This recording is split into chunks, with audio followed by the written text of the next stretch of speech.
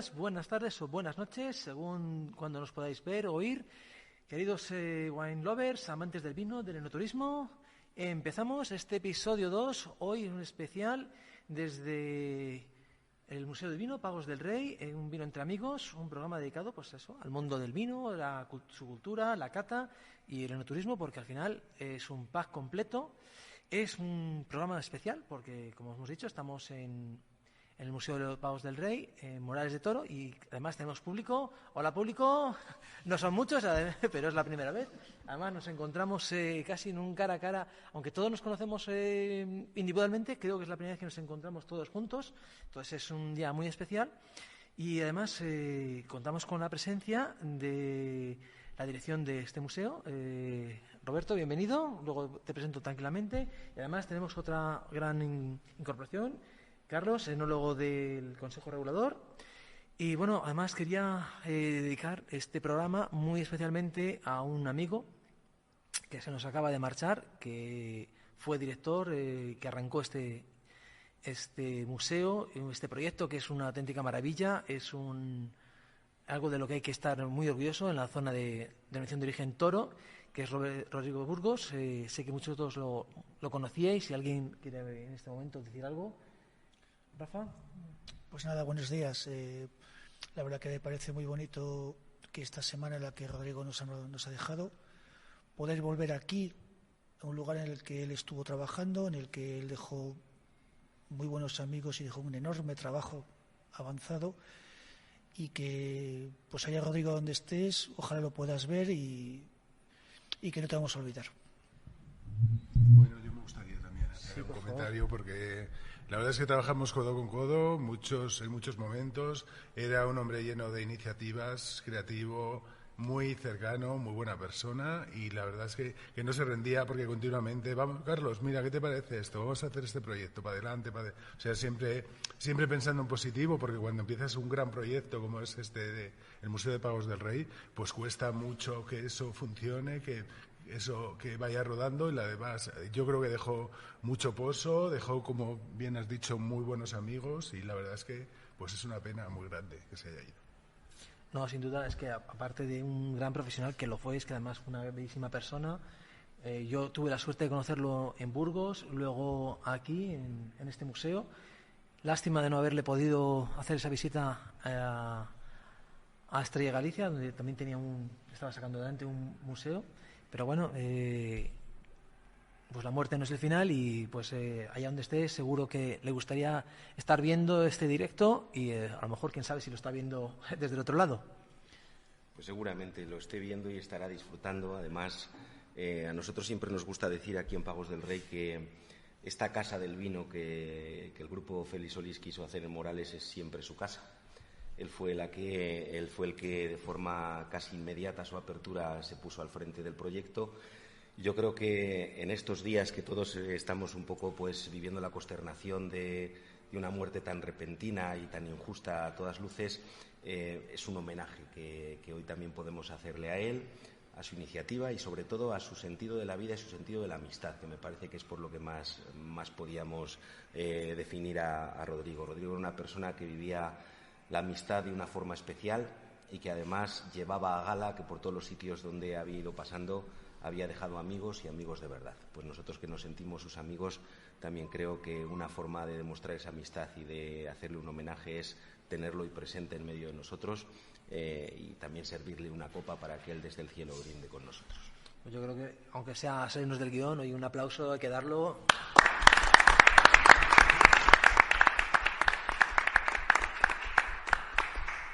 Pero bueno, esto no deja de ser un programa de vino, no turismo, así que pues ya voy a hacer las presentaciones. Vamos a empezar por nuestros invitados. Roberto Castaño, desde abril de 2019, director de este museo y responsable de enoturismo del grupo Félix Solís Avantis. Bienvenido. Muchas gracias. Intentaremos ponerte contra las cuerdas un poquito, pero no mucho. Me dejaré. Y bueno, si se salpica, que se salpique vino y no sangre. También nos acompaña Carlos Gallego, que como hemos dicho antes es enólogo del Consejo Regulador de la Denominación de Origen Toro. Bienvenido. Bueno, buenos días, muchas gracias. Nos vas a estar un poco pues guiándonos en estos vinos tan especiales, que son los de Toro. Vamos a catar 3 vinos de Bajós, un joven, un crianza y un gran Bajós. Y bueno, pues cataremos el vino y haremos un poco maridaje con ellos también. Perfecto. No nos ha podido acompañar por un problema de salud Judith, que es la gerente de la Ruta del Vino de Toro. Aún así, aquí creo que casi todos conocemos la Ruta del Vino de Toro y queremos un poco pues, ponerla en valor, que se conozca, porque es una de las mejores rutas. Y, por supuesto, queremos darle las gracias a los técnicos que están con nosotros, Carlos Marcos y Jaime Carrasco, de técnicos de Alfa Sonido. Muchísimas gracias por ese trabajo que habéis hecho de ponernos este equipo. Y, por supuesto, tenemos la suerte hoy de contar con un montón de colaboradores, de ya muchos veteranos. Tenemos un novato recién llegado, pero bueno, se va a integrar seguro muy rápido. Empezamos por nuestra querida francesita, Rose-Michelle Bechandon, escritora gastronómica especializada en la historia de la gastronomía francesa, jurado en diversos concursos de alimentos, de vino, y mejor cortador del jamón de España, la trufa andina, vino mujer. Bueno, la verdad es que tiene un montón de currículum. La podéis encontrar en su web, que es cocinafrancia.com, y en Twitter e Instagram @cocinafrancia. Bienvenida, Michelle. Muchas gracias por recibirme. El decano de la comunicación del vino, Rafa Tobar, le conozco desde hace muchos años, ya es un experto en estas lides. Le encanta el vino, darlo a conocer, y pues estuvo con nosotros desde el episodio 00, o sea que es ya uno de los más veteranos. Le encontráis en labodegadelin.wordpress.com y su Twitter, @RafaTobar, en Instagram, @bodegateneo. Bienvenido, Rafa. Bienvenido, muchísimas gracias. Tenía muchas ganas de volver aquí después de 6 años de la última vez que vine por aquí. Pues a disfrutar del día. También nos acompaña otro ya veterano, Javier Refollo, wine lover, apasionado del mundo del enoturismo, amante del vino. Además, como él mismo dice, que está seducido por la gastronomía de cada región y está enamorado de la vida, y le podéis encontrar en su web, canaltraveling.com, donde es asesor de, como él mismo define, viajes con alma. Lo encontráis en Twitter, en Canal Traveling, y en @canaltravino. Bienvenido, Javier. Muchas gracias, estoy encantado de estar aquí.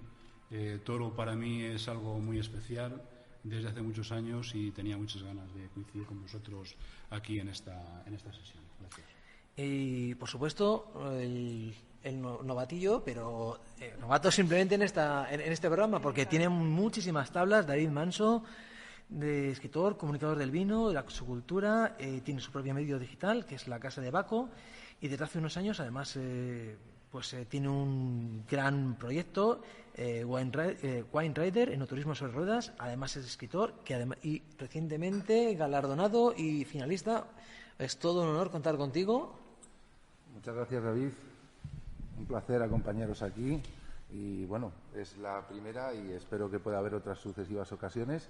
Y nada, compartir un buen rato con amigos y disfrutar del vino y su cultura. Perfecto. Y que nos habla, pues David Vázquez, wine lover, viajero, gastrónomo, friki de la comunicación 2.0, ingeniero industrial y ahora, pues por placer, estudiante de enología. Me podéis encontrar en la mesa del conde.es, destinocastillaleon.es y destinosabor.com/blog. En Twitter e Instagram, la mesa del conde, @destinocil o @destino_sabor. Y a todos nosotros, pues este programa, Wine Spider, un club de cata y enoturismo en 2.0, en la página web wineinspiders.com. Así que sin más, pues vamos a empezar con esta sesión, ¿no? Judith, que nos puede estar, vamos a empezar abriendo un primer vino. Nos decías que empezar por un joven. Un joven, sí. Vamos a ir subiendo un poquito la intensidad, y subiendo por ahí. Se trata del Bajós. ¿Cuál es? ¿Tiene alguna Bajós del año 21. Bajós del año 21. Pues vamos a ver qué tal está. El mundo del vino es muy divertido y sobre todo cuando se puede compartir. Así que... Sí, he cogido eso, me parece que es el más joven. Sí. ¿Quieres un poco comentarlo y luego te vamos dando nuestras opiniones? O... Vale, bueno, yo comento algunas pinceladas. Estamos en Toro, estamos en el Museo del Vino de Félix Solís Estamos en Morales de Toro, mejor, por si no los de mi pueblo me riñen, porque yo soy moralino y luego me dicen, dices toro y es Morales de Toro, ¿vale? Y luego vamos a catar la tinta de toro, que es nuestra variedad autóctona, que a los que todo el mundo supongo que conoce, que depende de dónde estemos, pues en toros, tinta de toro, tinto fino, tinto del país en Ribera de Duero, Cencibel en La Mancha, un del Ebre en Cataluña, tinta de Roriz en Portugal, o sea que depende de dónde estemos, pues tiene una sinonimia, pero que genéticamente, pues nosotros siempre hemos querido diferenciarla como toro, pero bueno, como tinta de toro, pero es la tempranillo, que es la variedad y cómo se nos conoce internacionalmente allá donde vamos. Pero son clones, al final son, digamos, clones distintos. ¿Qué la hace diferente desde mi punto de vista? Pues bueno, nosotros hemos tenido la suerte en toro de que siempre tenemos muchos viñedos, a veces está mal dicho prefiloséricos, pero estamos en toda la cuenca del Duero. Nuestros terrenos son arenas, gravas, terrenos muy sueltos, donde el bichito que vino de América, la filosera, pues hizo algún estrago, pero la gente siguió poniendo el viñedo en pie franco. Pie franco quiere decir que podamos en invierno y ese sarmiento lo plantamos en primavera y enraiza sobre sus propias raíces. ¿Eso que la hace diferente a los otros tempranillos? Que normalmente los paisanos, los viticultores de aquí, esto cuando era una cooperativa en su día, los viticultores de aquí podaban sus viñas, o sea, cuando se hacía la vendimia, marcaban los mejores ejemplares con una piedra o ataban una cuerda y de esos mejores ejemplares eran los que reproducían, ¿no? Eso se llama selección masal. Entonces, eso durante muchos años hace que tu variedad sea más pura y que además sea distinta y que se aclimate mejor a la zona. Entonces, por eso nuestra tinta de toro pues es diferente a los otros tempranillos de otras zonas. Eso, si lo unimos al clima y al suelo y al clima tan extremo como este año, que no ha llovido nada, pues lo hace, yo creo que completamente diferente, ¿no? Y pues de las 5.500 hectáreas que tenemos en la denominación de origen toro, pues prácticamente cerca de 5.000 serían tinta de toro, ¿no? Y muchas de esas, casi la mitad, más de la mitad, podríamos estar hablando de pie franco, ¿no? Entonces, para mí el pie franco, aparte por lo viejo que pueda ser, es porque genéticamente también tiene otras características distintas a los otros tempranillos. Sí, mira, justamente yo te quería preguntar eso, a nivel enológico, si hay una gran diferenciación cuando hablamos de un injerto, un portainjertos, o estamos hablando de un pie franco, o sea, porque al final solamente es la raíz, la fruta sale de la tempranillo. Vale. Eso lo vamos a encontrar. Y a mí es que no llego nunca, no tengo ese paladar tan fino como para encontrarlo. Bueno, hay matices que no los encontramos ninguno, ni el más sabio, ¿no? Pero sí que es cierto que los patrones americanos condicionan, sobre todo, yo creo que aromáticamente o a nivel de calidad no lo condiciona, pero a nivel de producción y a nivel de potencia de savia, ¿no? Nosotros normalmente más del 90% de los patrones, del patrón que se usa aquí en toro con la tinta de toro es el Richard 110, ¿no? El Richard 110 en la escala de patrones americanos sería el más resistente a la sequía y además es muy vigoroso. Entonces sí que nos hace que la planta, si ponemos un pie vigoroso, hace que tenga mucho más vigor. Está pensado también para terrenos, para zonas de secano donde no haya donde haya mucha escasez de agua, para que la producción no se nos vaya de madre, de alguna manera. Pero yo te diría que organolépticamente yo no soy capaz de decir, porque en su día en el Consejo Regulador tuvimos un campo de ensayo donde pusimos media docena de patrones, el Richard 110, el Richard 99, el 140 de Codwell, el 41B, y hacíamos vinificaciones y catábamos esos vinos y no había una diferencia a nivel de patrón organolépticamente que diferenciaran los vinos. Sí había una diferencia a nivel de vigor. Dependiendo si llovía el año o no llovía, pues había patrones cepas que se desarrollaban más o se desarrollaban menos. Uh-huh. Vale, entonces al final es más el punto de vista de viticultura más que enológico. Exactamente. Pues oye, si alguno de más quiere algún comentario, tenéis experiencias. Os digo, ¿qué es lo que veis vosotros? Porque yo me parece un color precioso. Es un joven. Yo le veo una capa media. Yo estoy más acostumbrado a unos toros más con una capa más alta, más que tiñen. Bueno, ahora ¿No es la temperatura? No, la temperatura no influye en el color para nada. No, en la capa. No sé. Pero lo que estamos haciendo en toro es que O sea, Toro siempre, nuestra crítica hacia Toro es que vinos potentes, alcohólicos, concentrados. Entonces, bueno, en este momento estamos haciendo vinos más modernos, adaptados a más paladares y por eso de ahí yo creo que nuestro éxito en este momento. Hemos adelantado casi un mes de la vendimia. Antes la vendimia empezaba después del Pilar, o sea, estaríamos casi a mitad de vendimia ahora y la vendimia está totalmente finalizada. Antes era normal tener 16 o 17 grados de alcohol y este año, por ejemplo, pues nos hemos movido entre los 14 y los 15, ¿no? Y luego, sobre todo, el tema del color, aparte de la maduración completa de la uva, está en la maceración con las pieles. En las pieles es donde está la materia colorante y los taninos. Cuanto más maceremos, más color tenemos, pero más taninos tenemos. Entonces, como vamos sobrados de capa y de color, pues lo que hacemos es macerar menos, a veces macerar en frío, lo que se llama ahora las criomaceraciones, o sea, tener 2 días la uva fría. En esa uva fría sale muchos aromas, sale color, y luego en 6 o 7 días quitamos la madre y separamos de las pieles. Entonces, eso hace que la capa sea media y no sea tan intensa como antes, pero vamos, si lo comparamos con cualquier vino de España, iríamos sobrado de color. No, seguro, eso seguro. Yo quería hacerle una pregunta precisamente porque de manera anecdótica o no tanto, hace 40 años el vino de Toro decía que era de cortar con cuchillo, ¿no? Porque era potente. Gracias, yo creo que esta evolución es sobre todo debida más que a la petición popular, a los conocimientos que ahora se tienen del vino y cómo te estoy escuchando hablar a nivel técnico de cómo se elabora el vino. Quizás gracias a esos altos conocimientos en tecnología, el vino, estáis sacando su parte más elegante de un vino que en un principio era un vino pues un poquito para una población muy cerrada, digamos, en temas de vino. Hay muchas pequeñas cosas, ¿vale? Entonces, cuando esto era una cooperativa, los remolques, o sea, se abría la veda de la vendimia y los remolques venían, descargaban la uva y esta nave que es el museo hoy del vino de Pagos del Rey se iban llenando depósitos hasta que se acabara y no este año había madurado fenomenal y al lado había una arcilla que se había quedado a medio madurar, por ejemplo. Entonces, y los franceses nos enseñaron a hacer muchas operaciones en verde. Allí es más normal, como llueve más, quitar hojas, quitar esperguras, quitar chupones, hacer aclareo de racimos, quitar muchas cosas, ¿vale? Entonces, toda esa labor nosotros no la hacíamos. Y luego, en el último paso es acatar la uva. O sea, acatar la uva porque una cosa es que tecnológicamente la uva dices tiene 14,2 y tiene 6 de acidez.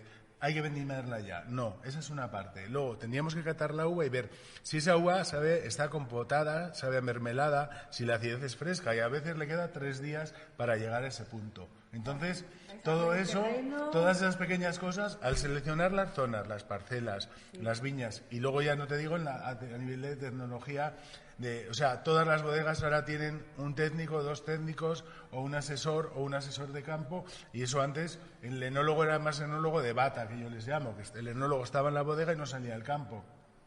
Ahora tiene que haber una conexión íntimamente ligada entre el campo, o sea, una persona que lleve la viticultura y otra persona y el enólogo que esté en la bodega, o a veces es la misma figura, ¿no? Un agrónomo con vocación vitivinícola, científica, sí. O viceversa, ¿no? Exactamente. Entonces, sumas todo eso y haces maravillas. Luego, no te digo nada a nivel de la bodega. Claro, a nivel de la bodega, pues hemos pasado de depósitos de hormigón, que es como, aunque ahora está otra vez volviendo parte del hormigón. Sí, no, la verdad, todo el mundo, el que no tiene cerámica, cerámica, los odres estos tan bonitos, los huevos que parece que se han puesto de moda, es que no eres nadie. Y ya están recuperándose incluso los viejos depósitos de zona de Valdepeñas, La Mancha, las viejas tinajas. Las tinajas, sí. Las están dando una vidilla que antes eran decorativas y ahora vuelven otra vez a ser productivas. Sí, la verdad es que hay un cambio brutal, pero aquí sobre todo eso. Depósitos de hormigón, depósitos de acero inoxidable, depósitos grandes a depósitos más pequeños para poder elaborar parcelas por separado, si es posible, o zonas o viñedos de edades semejantes, más o menos. Muy importante lo que hemos comentado antes, en la corte de las maceraciones de los tiempos. O sea, en vez de tener un vino un mes con la pasta, pues si en 8 días ya tiene aromas como este y ya tiene estructura, y está fresco, fuera de la pasta y ya está. Y luego, sobre todo, también el tema de las barricas. Siempre hay un dicho de decir, no, la barrica, la más vieja es la que hace mejor vino. Para nada. Tiene que haber una flota, todos los años tenía que haber una renovación a lo mejor del 25% de tus barricas en la bodega, porque si tú metes el primer vino que metes en la barrica está excepcional, pero luego a los 3 años ese vino, la intensidad de la madera, lo que tiene la madera, de todas las especias, pues digamos que se ha perdido. Entonces, todas esas cosas, todas esas pequeñas cosas, si las sumas, pues hace que nuestros vinos hayan pegado un giro pues de 90 grados. Sí, no, bueno, actualmente yo creo que es una de las denominaciones más pujantes. No se la considera dentro de las pequeñas, pero realmente es una denominación que no llega ni a volúmenes ni a como en otras con mayor renombre, pero no es una especialmente grande. Y sin embargo, en calidad compite con cualquiera de ellas a día de hoy. Yo creo que todavía se siguen haciendo vinos en la antigua usanza, porque oye, hay gente que le gusta, que tiene su público, pero que está muy diversificado actualmente la producción en Toro. Y con este cambio que estáis haciendo de estos vinos más finos y más elegantes, ¿se pierde un poco lo que es la esencia de los vinos de Toro? Yo creo que para nada. O sea, porque lo que intentamos es captar consumidores y dejar de oír cuando vamos a las ferias, a las catas, ay, es que este vino está áspero, ay, es que este vino tiene mucho grado, ay, es que este vino... O sea, nosotros creo que la identidad de la tinta de Toro la tiene la variedad y el suelo, y eso no lo vamos a perder, porque además si intentásemos hacer un vino con 13 grados de alcohol saldría un vino verdoncho, porque la uva tecnológicamente no ha acabado de madurar. Entonces lo que pasa es que sí que es cierto que nos tenemos que poner las pilas y ser comerciales a nivel nacional y a nivel internacional, ¿vale? Entonces todas las trabas que tenemos en España a nivel de exportación nos va mucho mejor, porque a nivel de exportación no se mira eso, se mira que sean vinos elegantes, que sean vinos frescos, que sean vinos concentrados, pero tampoco que sean vinos pastosos, ¿no? Porque un vino pastoso, pues al final, como bien habéis dicho, hay bodegas que siguen rozando esa parte tradicional, ¿no? Que no, bueno, aunque por legislación no se puede llamar cada vez, antes era método, ahora es método tradicional, antes era método tradicional, método champenoise, pero claro, los franceses nos vais acortando, que me parece muy, empujando un poquito, pero bueno, me parece muy bien porque el champán es vuestro y ole vuestro champán. Es que ole vuestro champán. Hemos hecho la trampa de no salirnos de la champagne, con lo cual es muy poquito el champagne que se hace y lo tienen que defender con uñas y dientes. Y bueno, yo creo que es que internacionalmente no tenéis ningún competidor a nivel de calidad y a nivel de nombre en este momento, ¿no? Pero sí. Entonces yo os felicito por ello. Para nosotros es más que es un juego y es un complemento, porque realmente al ser la doble fermentación, al tener que estar pasando pues los 9 meses o los 12 meses que pasa en botella, en esa segunda fermentación, pues no es rentable, porque ¿qué hace una bodega en Toro haciendo un espumoso? 1.000 botellas, 2.000 botellas, 5.000 botellas. O sea, cuando hubo la guerra con el cava fue cuando hubo ahí un poco de furor y se empezaron a hacer se redescubrió el extremeño. Pero claro, nuestra imagen y nuestro marchamo y nuestro estandarte es el vino tinto, son los vinos tintos de Toro y hasta ahí. Creo que lo otro van a ser siempre complementos y pequeños juegos, tanto los vinos dulces como los vinos espumosos. O sea, oye, os voy a cortar porque yo me voy tomando el vino, así que necesito que alguien me vaya... Pues aquí estamos. Porque, oye, ya sabéis que con este tipo de vinos espumosos tenemos una muy buena excusa para volver en otro momento y decir, vamos a dar a conocer los espumosos de Toro, que seguro que nos llevamos a una sorpresa. Bueno, casi hemos hablado de muchas cosas, pero no hemos hablado específicamente de este vino, aparte de que, bueno, no tiene esa capa tan tradicional, y ya hemos entendido por qué, pero a mí el color me gusta, el aroma tiene una fruta muy buena, muy fresquito, y en boca es un tanino muy ligero, no es ese raspón que te daban, que te secaba y tenías ahí, o sea, sigue siendo largo, pero no por una astringencia brutal, sino que está ahí tranquilo, te va soltando poco a poco, no es una bomba que te pega el subidón, un punch muy fuerte y luego cae. Bueno, yo creo que está, o sea, porque siempre se dice, ahora ves las etiquetas de los vinos y todos son viñas viejas, viñas centenarias, viñas prefiloséricas. Digo, si no hay tantas. Digo, las viñas nuevas, ¿qué hacemos? ¿No las tiramos al río? Entonces, darás tiempo. Claro, pero las viñas nuevas tienen matices de frescura, de otro tipo de taninos, no tan concentrados. Entonces, para esta línea de vinos jóvenes son perfectas. Entonces, yo lo que veo en este vino, pues eso, que tiene esa intensidad media que bien has comentado, que los colores amoratados, vermellones, violáceos, o sea, que eso es un síntoma de que al tener menos grado y al tener más acidez, van a ser más azules, y si son más azules los colores, el vino sería también, de alguna manera, más longevo.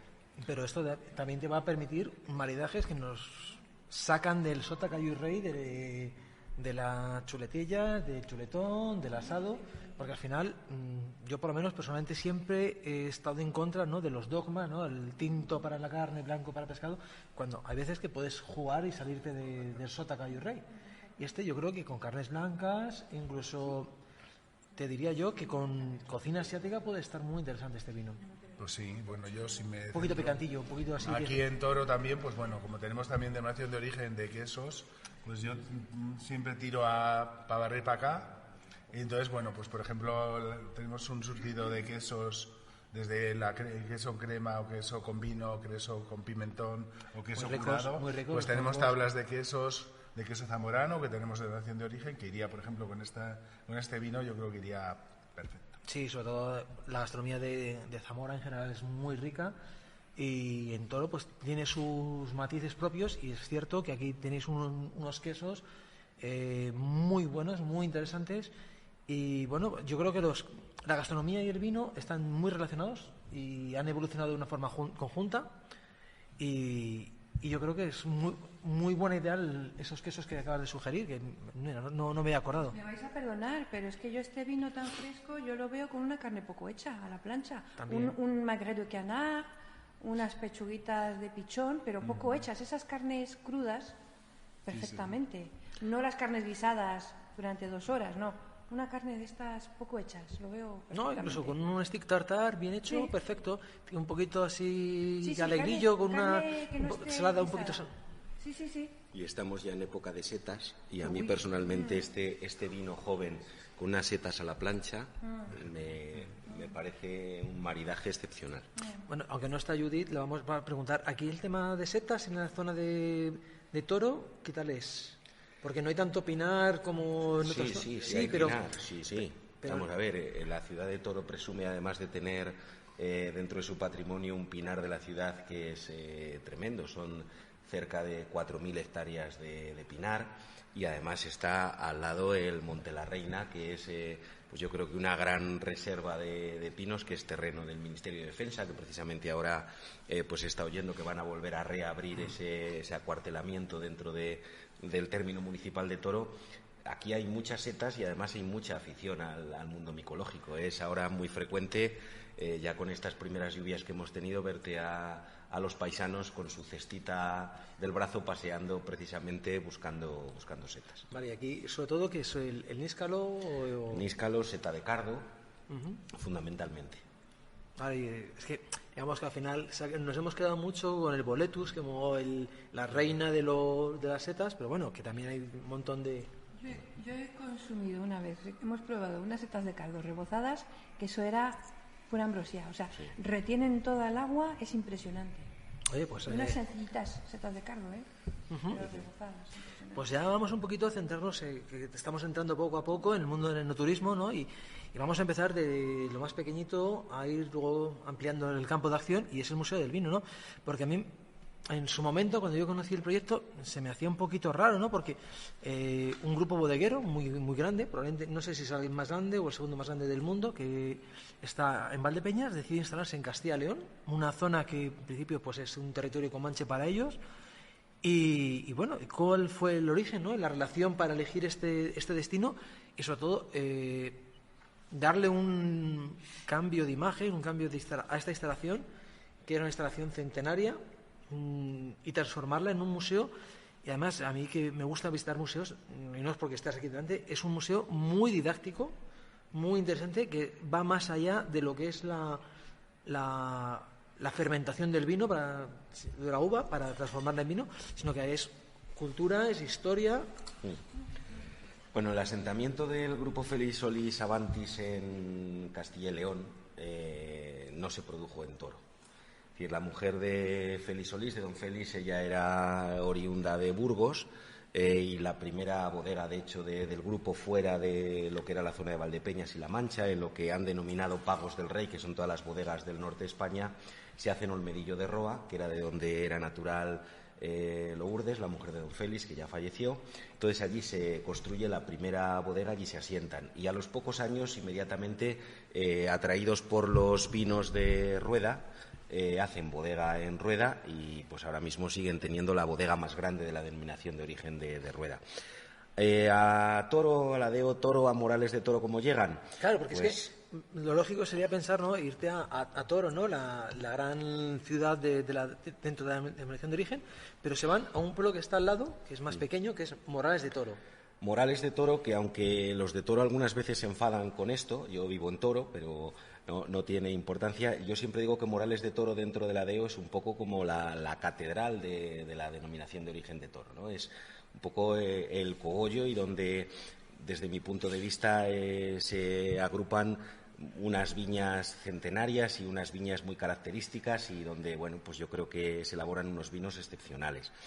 Tiene una historia importante y es que nos apuntaba antes Carlos, esta bodega se llamaba Cooperativa Nuestra Señora de las Viñas, se funda en Morales de Toro en los años 60 y fue pues una de las cooperativas y de las bodegas más pujantes a lo largo del tiempo, incluso en los primeros años de la DEO, que se funda en el año 82 y que estamos ahora celebrando también pues esta efeméride de su fundación. Oye, pues felicidades a la DEO y a todos los bodegueros de esta zona, porque, oye, de 82 estamos hablando de 40 años al pie del cañón. Oye, enhorabuena.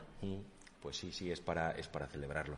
Roberto, y curiosamente, que has dicho el nombre de la cooperativa de esta bodega, también ese mismo nombre lo tienen en una cooperativa de La Mancha, que creo que es en Tomelloso, y en una cooperativa de Orense.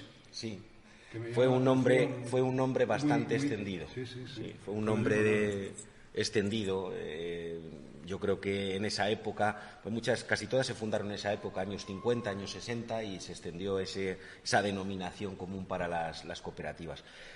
Pues esa cooperativa en un momento determinado entró en quiebra. Bueno, pues por distintos motivos, mala gestión, dificultades, y entonces en ese momento interviene la Junta de Castilla y León y quien era consejera de Agricultura en aquel momento, Silvia Clemente, se pone en contacto con Félix Solís, con el que ya tenía contacto por las otras bodegas dentro de Castilla y León, la de Olmedillo de Roa y la de Rueda. Y le dice, pues tenemos esta situación, esto es un crack económico para la zona, esta cooperativa engloba un porcentaje muy importante de los viticultores de la zona y esto pues va a ser una hecatombe económica.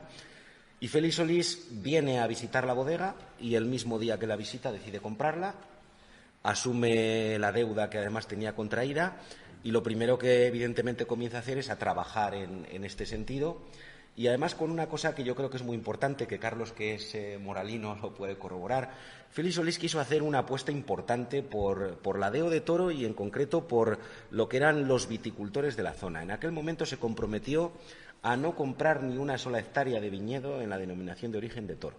A día de hoy seguimos sin tener ni una sola hectárea de viñedo. Él se comprometió con los antiguos cooperativistas a seguirles comprando la uva y, evidentemente, abrir más la mano para comprarle a otros que no estuviesen en aquel momento dentro de la cooperativa, pero con ese sentido un poco de querer favorecer también económicamente a lo que era la zona. Entonces, así seguimos funcionando. No somos una cooperativa, pero casi como si lo fuésemos, porque los antiguos cooperativistas nos siguen trayendo la uva a esta bodega, que en este momento sigue siendo la bodega más grande de la denominación de origen de Toro e incluso una de las más grandes de Castilla y León. O sea, es un proyecto realmente casi social, o sea, en todos los niveles, ¿no? Tanto con la población como de estandarte a la hora de conocer la denominación de origen y un gran foco de enoturismo, ¿no? Porque al final... Eso es lo que yo siempre me gusta decir, que Félix Solís apuesta claramente por la denominación de origen de Toro, por esta tierra y por estas gentes, porque en el momento que la bodega comienza a funcionar, inmediatamente se encuentran con este edificio antiguo que estaba prácticamente ya en desuso, pero bueno, aquí estaba, y piensan qué hacer con él.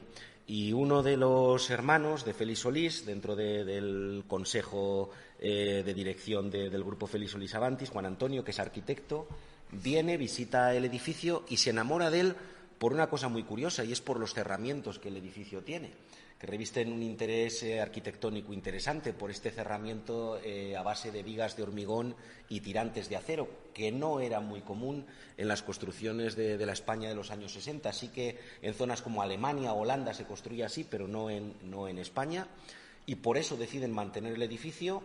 Hacen un proyecto de restauración en el propio edificio que le cambian totalmente la cara, y después se proponen, pues esto, en Morales de Toro, con 800 habitantes, apartado algo de Toro, en medio un poco de la estepa castellana, vamos a hacer una apuesta enoturística del grupo, vamos a apostar por la zona y además vamos a hacerlo buscando la calidad y la excelencia. Yo creo que es el resultado de este museo, que apuesta, como bien has dicho, por la cultura del vino.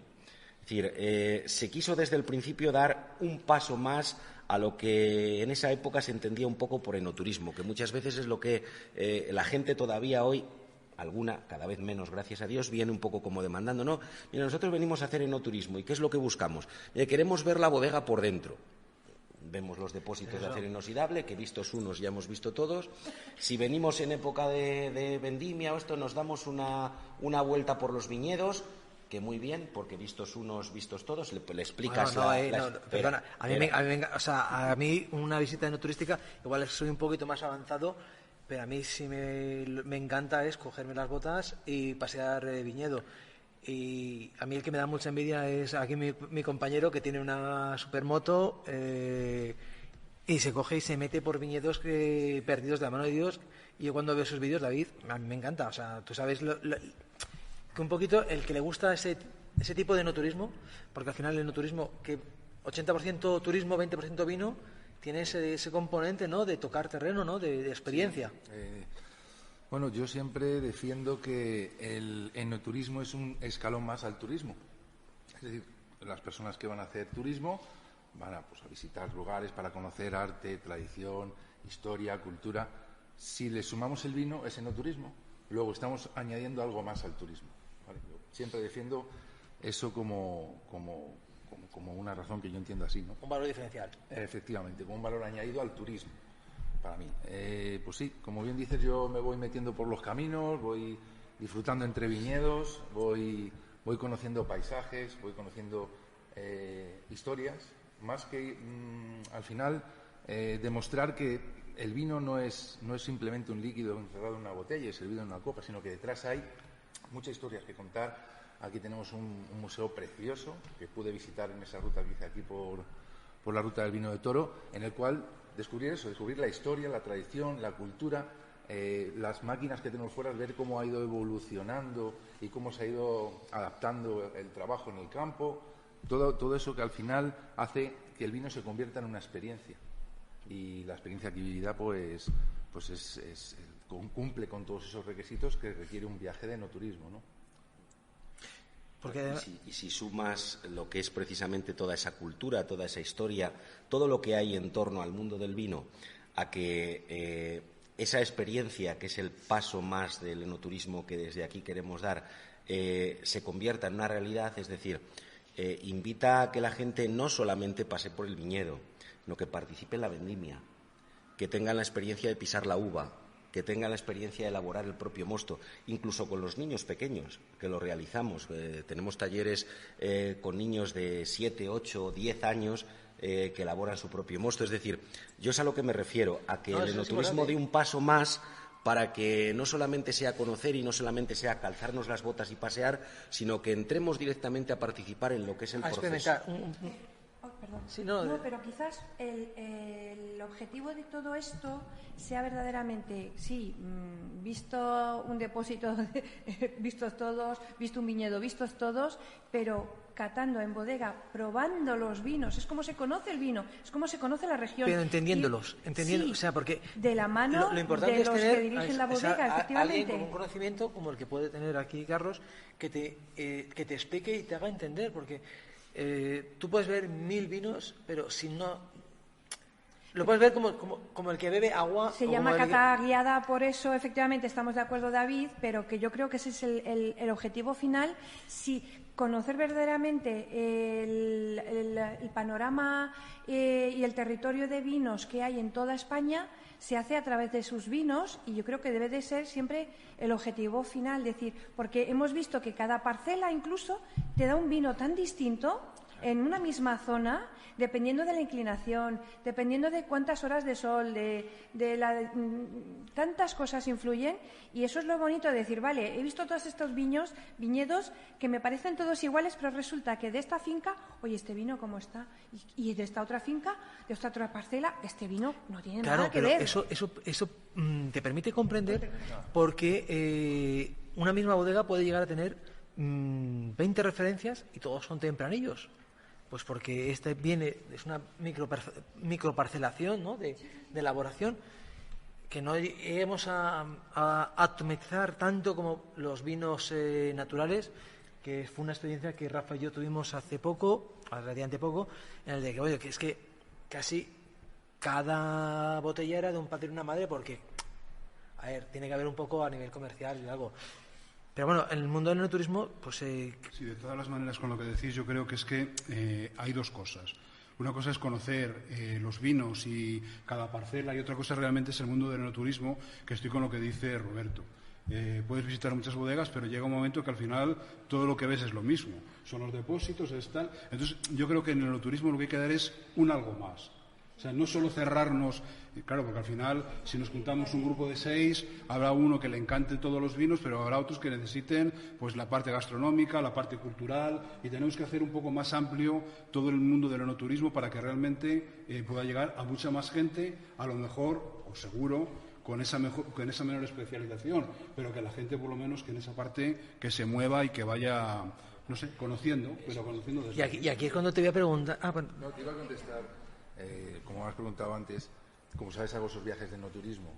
Procuro, para hacer llegar a la gente el enoturismo y hacer de ello una experiencia alcanzable a todo el mundo, procuro ir de eso y evitar sacar, por ejemplo, muchos datos técnicos. Al final, el que ya sea un enamorado del vino como nosotros, ya entra en esas tripas, digamos, del vino que le hacen entender mejor por qué este vino es así. Pero claro, de cara a un público general, pienso que para hacer llegar un enoturismo y hacer el enoturismo algo alcanzable y algo atractivo para todo el mundo, hay que comunicarlo de una manera llana, sencilla, para todo el mundo. Una experiencia. Y aquí te voy a preguntar... Perdóname, y además es que David antes lo has dicho muy bien. Enoturismo es añadirle al turismo el vino. Eso. Es eso, realmente es eso lo que es. Esa expresión es la que aquí te voy a poner a Roberto ¿qué es lo que hace este museo tan especial? Esas actividades, ¿cómo lo hacéis? O sea, ¿qué es lo que vende un poquito porque yo lo conozco y estoy enamorado, pero piensa en que alguien que nos pueda estar escuchando, que por ejemplo venga de Latinoamérica, o donde nos están escuchando muchos en el podcast, que es en la zona de Bélgica, que a lo mejor se planteen un viaje a España y digan, ¿por qué me tengo que desplazar del Sota, Caballo y Rey de las grandes capitales a Morales de Toro para conocer este museo? Precisamente yo creo que hemos dado la nota.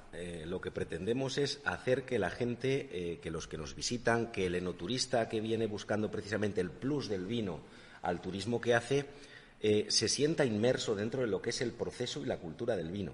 Que no sea un mero visitante, que no sea un mero receptor de conocimientos, sino que se sienta inmerso y que participe. Mira, creo que además con lo que os voy a decir ahora, que además así aprovecho, es propaganda no subliminal sino directa, la propuesta precisamente que vamos a lanzar ahora para este Puente de la Inmaculada es la fiesta del vino nuevo. ¿Y qué va a ser esto? Pues precisamente una jornada en la cual a quienes nos visiten les vamos a acompañar a nuestra bodega para que directamente el depósito con el grifo hagamos unas catas con ese vino nuevo en ese momento, que aprendan, que disfruten, que vean las diferencias entre precisamente el vino que puede ser pues un vino más joven porque está recientemente elaborado y que proviene de uva de parcelas más jóvenes con uva que proviene de parcelas más viejas.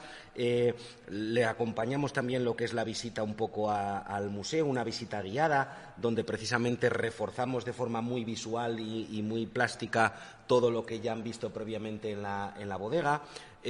vamos a hacer con ellos un almuerzo, como se ha hecho toda la vida aquí cuando se juntaban la gente en las bodegas para catar ese vino nuevo. Pasarlo bien, no, un bocadillo de chorizo al vino, que es muy típico de la zona, unas castañas asadas, que es lo propio de la zona, y además pues que se lleven una botella de vino de recuerdo para casa. Es decir, este tipo de actividades y este tipo de hacer que la gente se meta directamente en lo que es el proceso, lo sientan como propio y lo experimenten, a mí me parece que es la nota diferenciadora del Museo de Pagos del Rey sobre otras experiencias enoturísticas que se ofrecen, que son muy completas, que todas son encomiables, son dignas además de potenciar, pero me parece que nosotros ofrecemos ese plus de diferenciación. Me comentabas, cuando estábamos un poco organizando esta jornada, que vuestra relación, siendo una de las grandes bodegas de esta denominación de origen, es bastante buena con el resto de vuestra competencia. Hay bodegas que os pueden complementar una visita enoturística, ¿verdad? Sí, evidentemente. Vamos a ver.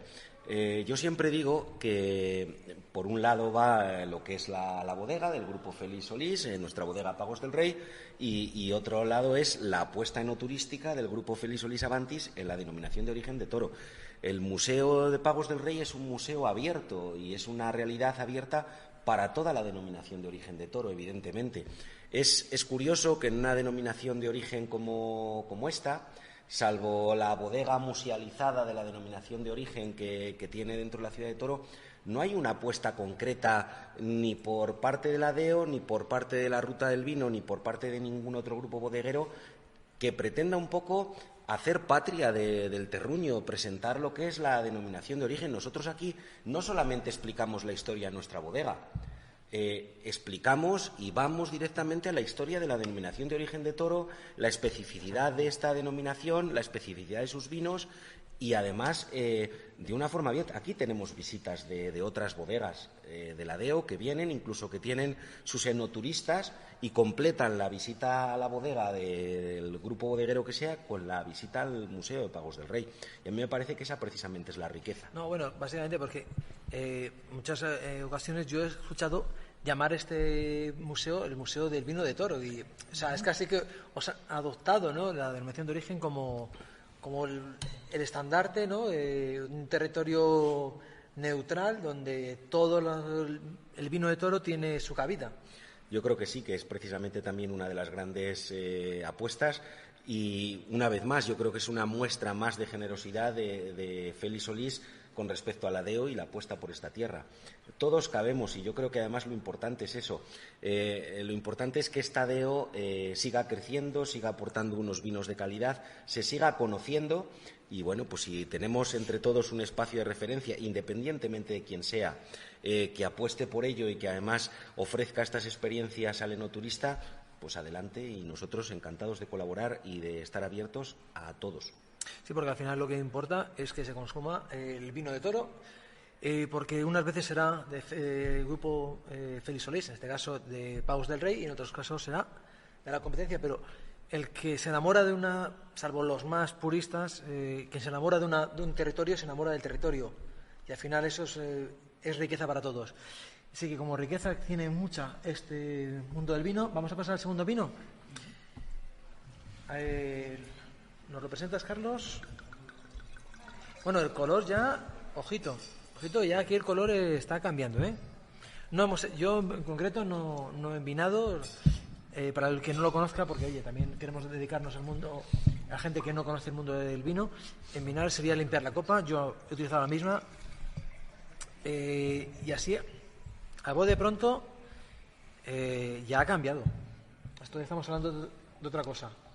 Bueno, vamos hacia atrás, ¿no? Entonces, si vamos a las normativas, un vino joven es un vino del año, más o menos. Un vino de crianza, por normativa del Consejo Regulador, pues sería un vino que tiene que tener mínimo 2 años naturales. Y de esos 2 años naturales, mínimo debería de ser mínimo 6 meses en barrica de roble.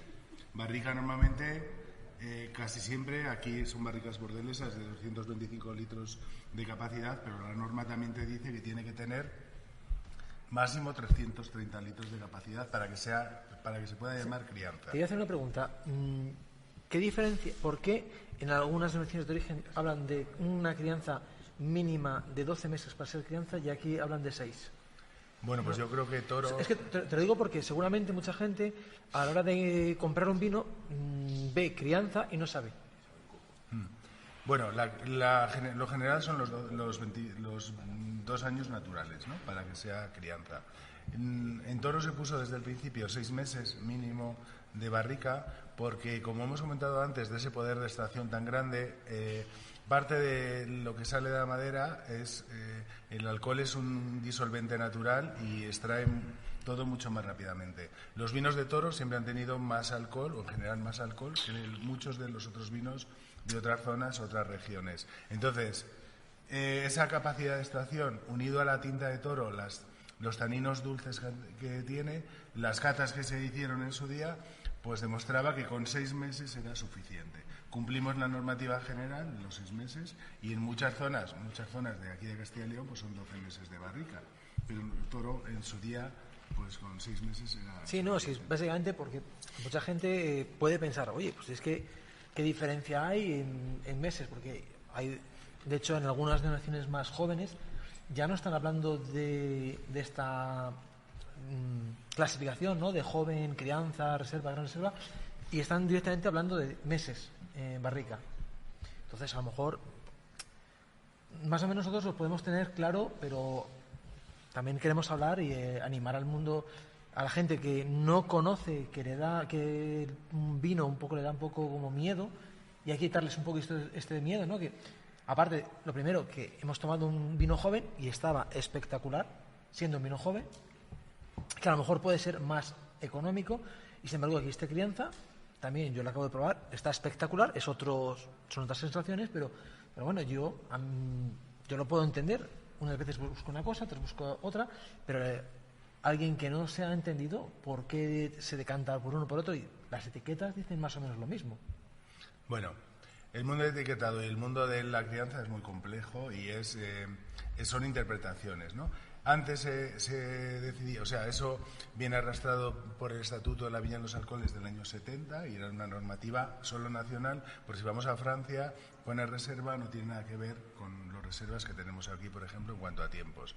Entonces, ahora son conceptos que están en desuso, que como bien has dicho, pues a lo mejor la mitad de las bodegas de la DEO no utilizan el concepto de crianza, reserva o gran reserva. De hecho, pues podría decir que hubo un cambio, y hablo de Toro porque es lo que más conozco. En esta bodega, en el año 98, en el pasillo que estamos aquí enfrente, en el museo, pues no voy a decir nombres, podría decirlo, riojanos, ribereños, pues había un papel pegado, tal firma, tal firma, tal firma. Empezaron a elaborar otro concepto de vinos, que son los que llamamos roble, que las bodegas se enfadan con el Consejo Regulador, porque para nosotros un roble es uno que tiene 3 meses y uno que tiene 3 años. Lo que lo diferencia de crianza, reserva y gran reserva es la norma general. Pero muchas bodegas, entonces claro, tienes que tener conocimiento de la bodega, de cómo es la bodega, porque esto sería un poco el sistema de clasificación francés también, a la hora de clasificar los vinos. Entonces, en el año 98... toda esta bodega, este pasillo, pues estaba lleno de cartelitos de bodegas que vinieron aquí a la zona y empezaron a hacer sus vinos de forma de parcelas concretas y con vinificaciones concretas. Y se les dio un tratamiento en barricas nuevas, distintas, y esos vinos salieron, pues muchos de ellos a lo mejor a 5.000 pesetas cuando eran pesetas. Te hablo del año 98, que para nosotros era una barbaridad, y rompía mucho concepto en el caso del vino, porque decían, claro, si no es crianza ni reserva y luego a veces ni siquiera pone los meses que está en la barrica, ¿cómo puede valer tanto dinero, no? Ya, pero es que no es lo mismo que utilicemos una barrica nueva con un tostado nuevo que te va a dar una transmisión de aromas y sabores brutales que pueden ser muy intensos, pero que luego se apagan también igual de rápidos que una barrica usada de 2-3 años, que es más lenta, que te vas a tener que tener mucho más tiempo. O sea, es un poco... Si no me dices qué tipo de barrica, y claro, la pregunta a cualquier bodeguero es, no, barrica nueva, aquí todo el mundo tiene barrica nueva. Oye, no hay... Es como en el mundo del blanco, cuando hicimos el programa de blancos. De repente está apareciendo Albillo Mayor por todos lados, Macabeo por todos lados. Oye, ¿qué pasa? ¿Es magia? ¿Hemos hecho magia?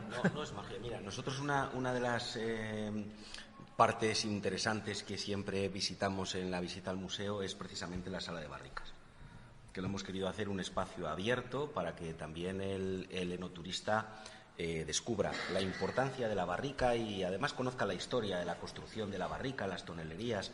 Tenemos hecha incluso una recreación de una pequeña tonelería artesanal para que lo descubran. Nosotros, en nuestro caso, renovamos aproximadamente el 30-35% del parque de barricas de forma anual.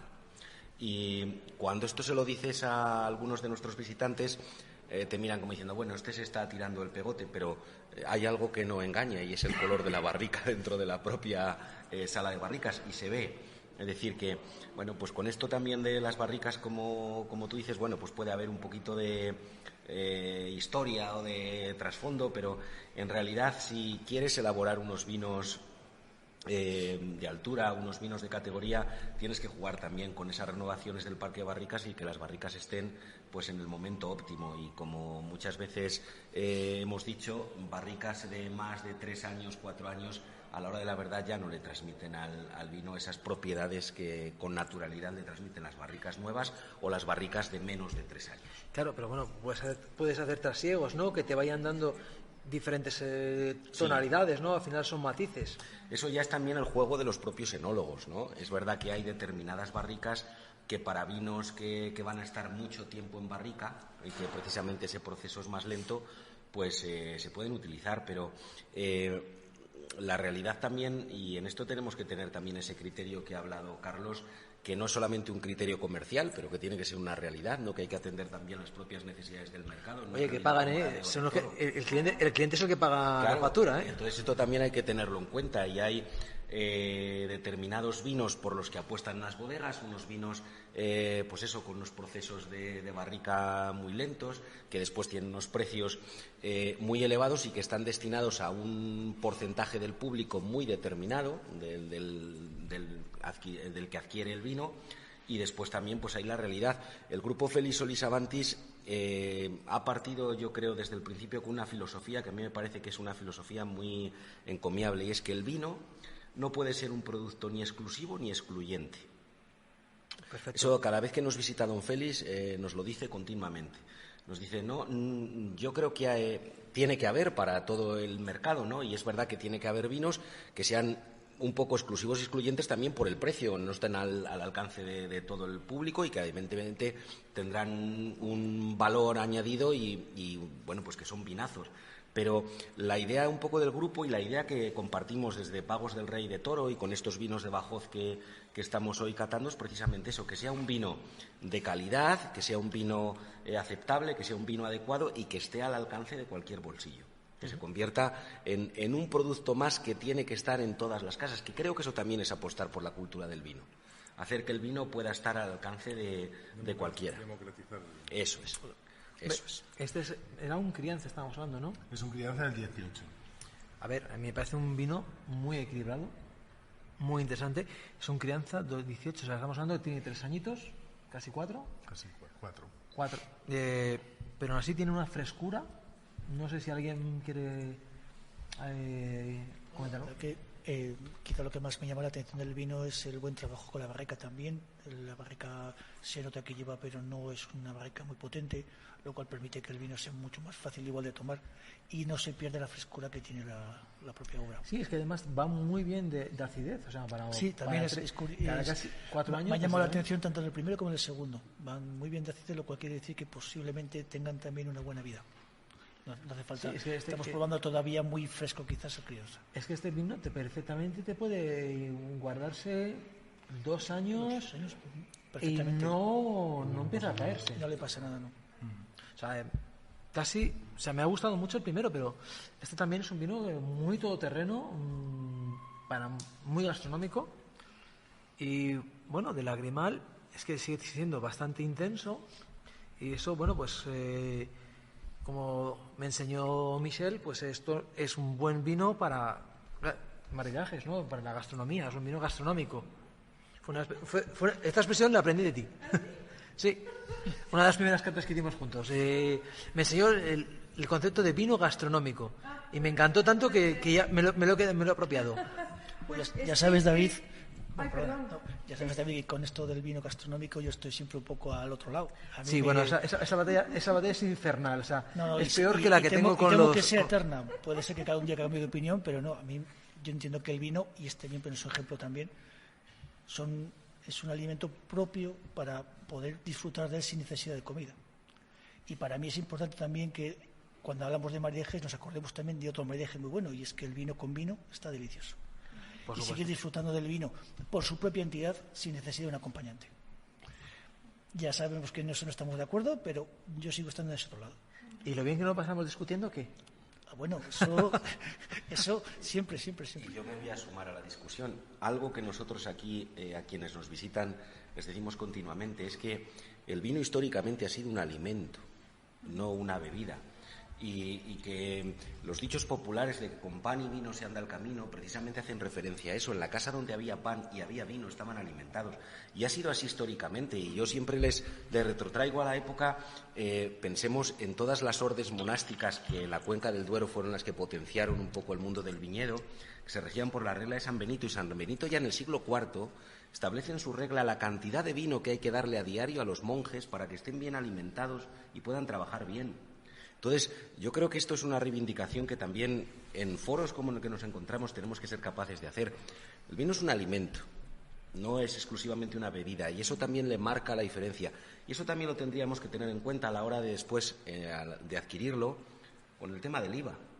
No es normal que el IVA del vino sea el 21% igual que el de otras bebidas alcohólicas. No es normal, y yo creo que esta batalla también es bueno que en foros como este aparezca. Y que aprendamos a diferenciar. Una ministra que lo puso al nivel de los destilados. Entonces. Pero no tiene nada que ver. Bueno, ya. En esta mesa no está, que es Lola, mi mujer, mi compañera, que es dietista, y podría darnos una pequeña disertación sobre el vino. Pero yo, por mi experiencia, con gente en Alemania, la cerveza en Alemania no se considera una bebida, ni siquiera bebida alcohólica, se considera alimento, completamente. Y seguro que tiene sus calorías y, oye, te da esa energía en el cuerpo, te calienta, de hecho, que es muy tradicional, y es que la gente en verano pues suele tomar vinos blancos que suelen ser más ligeros, y en invierno, por alguna razón, te apetece más un vino tinto. Y es porque te calienta más. De hecho, el vino está considerado hoy en día también alimento. El problema que nos encontramos, yo pienso, es el contexto y lo que hay alrededor. Es más festivo. Efectivamente. Antiguamente, como bien ha señalado, había que dar una cantidad a los monjes. Todo aquel marinero que partía de viaje, antiguamente también, entre aquellas cosas que había que darle de raciones diarias, estaban 3/4 de litro de vino al día. Bueno, pero no, 3/4 de litro es bastante. El alcohol que tenían esos vinos, salvo aquí los vinos de Toro, que siempre han sido, por eso, de hecho son famosos, porque fue el primer vino que viaja a América, es un vino de Toro porque tiene un grado alcohólico muy alto y una acidez muy grande. No quiero, posiblemente, el vino que viajó a América fue de Toro. Y lo he defendido y lo he explicado. Hay también historias que dicen que pudiera ser de otra zona. Yo apuesto porque fue de Toro por Fray Diego de Deza. Se dice que el primero fue de Toro y el segundo fue un Rueda, porque también... Sí. Pero si estuvieras con los de Almonte, te dirían que fue el vino de Almonte. Y con los gallegos pero como estamos en Toro... Lo que pasa es que los gallegos te darían que es de Rivadavia. Lo que pasa es que yo creo que hay que tener cierto rigor histórico a la hora yo creo que hay que tener cierto rigor histórico en eso, y a mí es algo que siempre también en las visitas al museo me gusta enfatizar. Aquí hay dos hechos históricos importantes con documentación en este momento existente y que se puede ver, que nos ayudan a reforzar esa idea de que fue el vino de Toro. Una es lo de Fray Diego de Deza, evidentemente toresano, dominico, inquisidor general, confesor de la reina Isabel la Católica, que en aquel momento era arzobispo de Sevilla, y se conserva en el archivo del Arzobispado de Sevilla el decreto episcopal que Fray Diego de Deza saca, por el cual prohíbe que en la ciudad de Sevilla entre otro vino que no sea vino de Toro. Eso se llama barrer para casa. Eso se llama barrer para casa, era el tráfico de influencias de la época, pero ese decreto episcopal se conserva. Y después es verdad que en el Archivo General de Indias, dentro de la documentación que se conserva, hay cartas de pago en reales de vellón a porteadores de pellejos de vino procedentes de Toro para cargarlos en los barcos. Entonces eso ya nos da un poco una constancia documental firme y un poco consistente que nos ayuda a reforzar pellejos de vino, porque claro, los llevaban precisamente, el transporte en esa época era a través de los pellejos, ¿no? Después seguramente en el barco todos sabemos que ya el vino lo echaban dentro de los toneles que acoplaban en la parte de abajo del barco, pero el transporte se realizaba en pellejos y eso se conserva en reales de vellón. Entonces yo creo que con estos dos constataciones históricas pues podemos sacar un poquito de pecho y decir que el vino de Toro, si no en exclusiva, sí que estuvo acompañando a Colón. Y contando que llevamos un barco que se llamaba La Pinta, pues creo que también eso también constata. Claro. Un litro de vino en el siglo XV, si no me equivoco, ¿no? Sí, sí, bueno. Es una medida del siglo XV. De todas formas, incluso en este vino lo estoy encontrando que pese a tener casi 4 años, tiene, lo que hablábamos antes, una acidez buenísima. Esa acidez te va a hacer que se conserve muchísimo mejor. Entonces, tú cuando te vas a un viaje en el que no sabes cuánto tiempo te va a llevar, esta acidez que tienen estos vinos de Toro, que se da frescura, que también te ayuda a unas crianzas mucho más largas, a unas conservaciones y a la hora de combinar comida, que en aquel momento no se hablaba seguramente de maridajes, por supuesto, pero era, oye, tengo un vino que me va a aguantar un viaje que no sé cuánto va a ser. Un vino... A ver, no tendrían esos conocimientos enológicos que tenemos desde el siglo XIX, pero tontos no eran. Esta acidez estaba aquí y estaba en el siglo XV, imagino yo. Exacto, mira, nosotros cuando hicimos el 30 aniversario de la ADO tuvimos la suerte de catar ya algunas bodegas que ya, como esta, fue una de las fundadoras, había solo 5 bodegas cuando se creó la denominación de origen, entonces tuvimos la suerte de catar vinos que tenían esos 30 años, ¿no? Y curiosamente nos sorprendió que el color pues posiblemente era lo más evolucionado, pero luego al final los dos conservantes naturales de los vinos que hacen que estos sean longevos son el alcohol y la acidez. Y tiene que haber un equilibrio entre ellos, ¿no?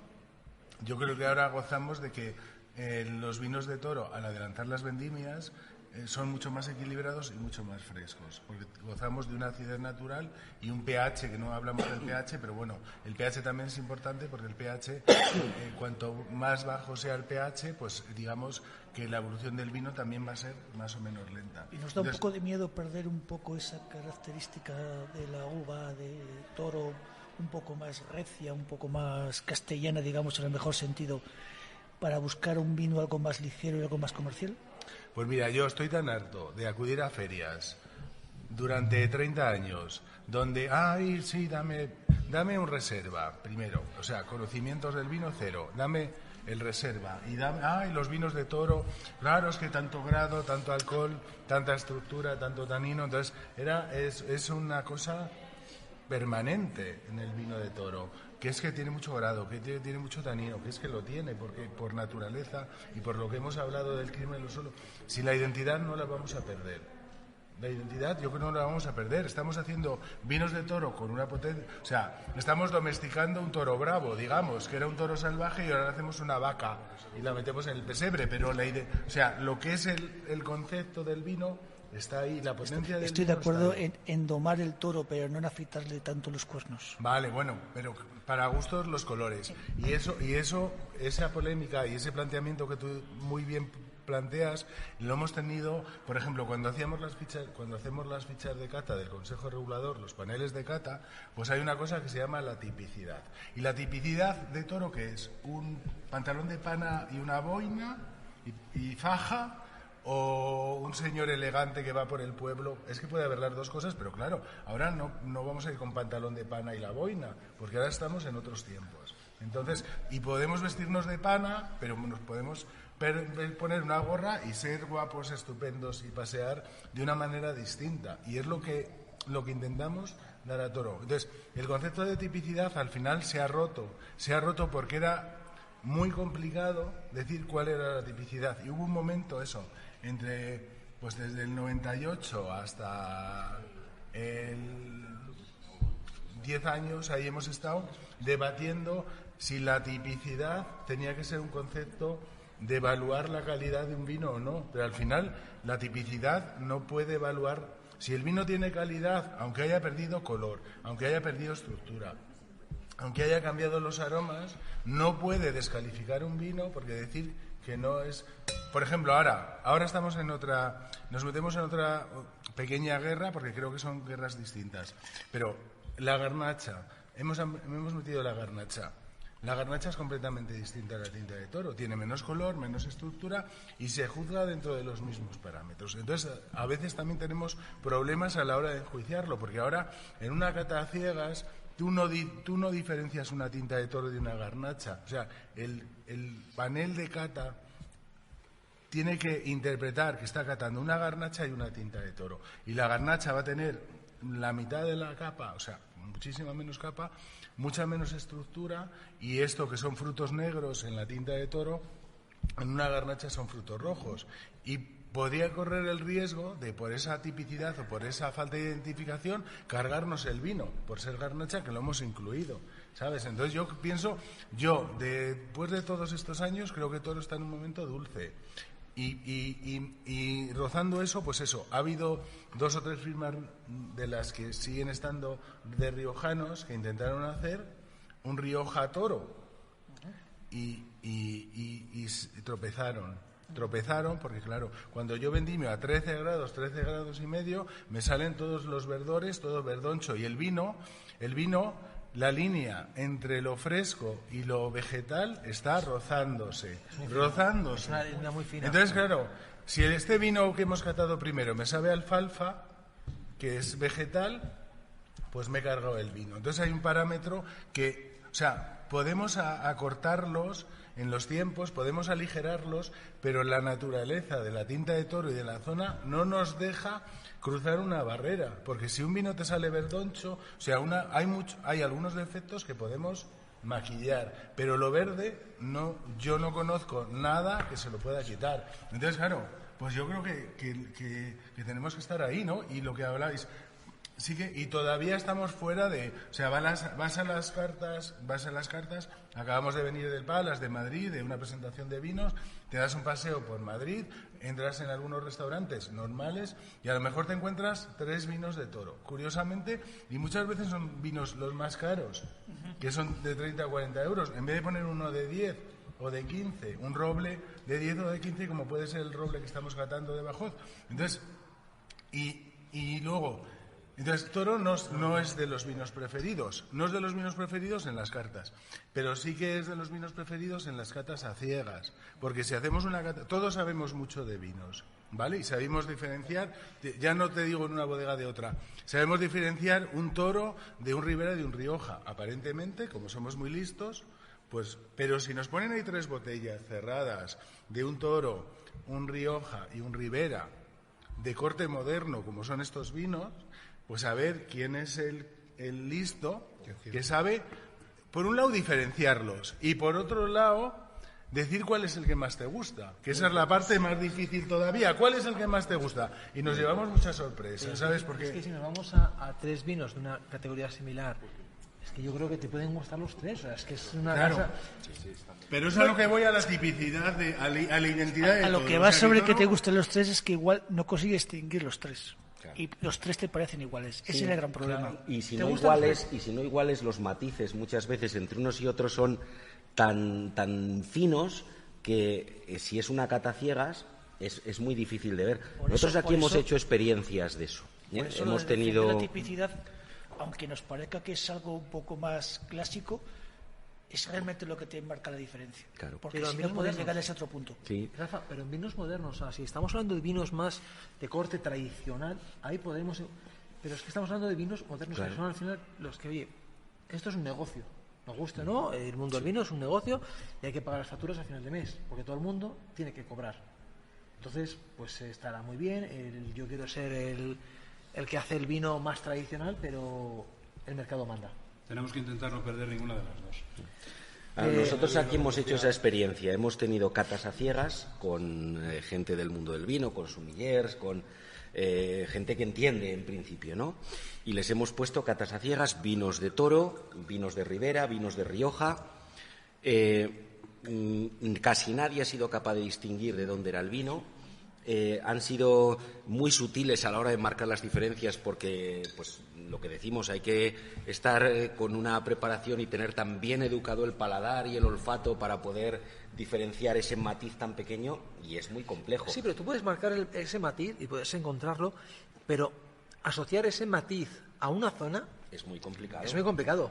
A modo de anécdota os contaré que hace unos años coincidí con el mismísimo Jesús Flores, que es una eminencia en España de vinos. Estuvimos en un restaurante que se hacía todo a oscuras, tan a oscuras que no veías nada, o sea, dans le noir se llamaba. No veíamos nada, pues no recuerdo el nombre del vino, pero es que incluso Jesús Flores pensaba que estaba catando un rosado y se trataba de un blanco.